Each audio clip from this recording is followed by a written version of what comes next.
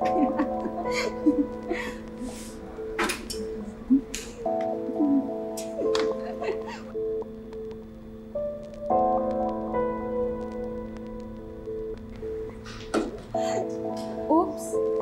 Sorry.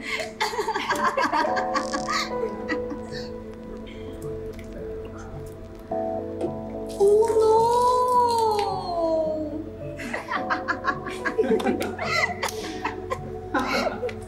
Hindi ka sa kanya.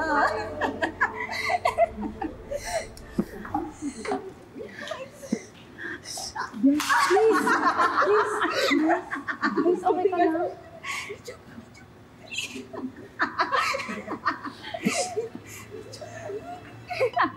Kita niyo na nga hinihika yung tao.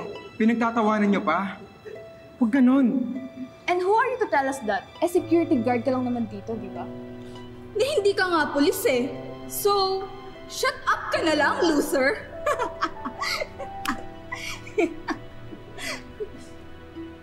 Anong klaseng pagkain ba yan? Ang pangit! Pangit ng lasa, bro.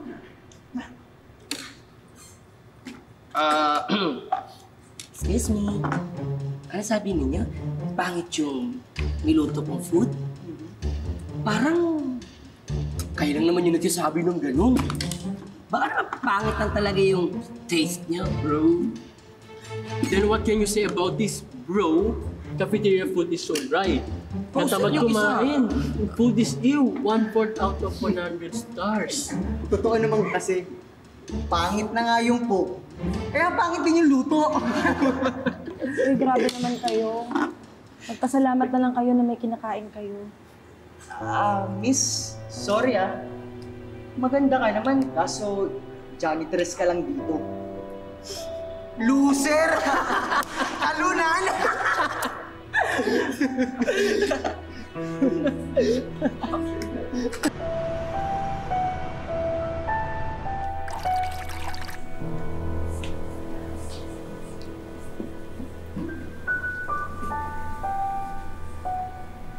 Thank you po, kuya. Sorry pala kanina. Hindi kita na ipagtanggol. Okay lang yun, kuya.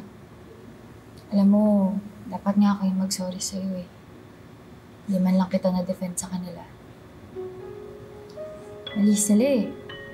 Dapat alam nila yung prestige at importance ng security guard ng school natin. Alam mo, kuya, importante ka eh.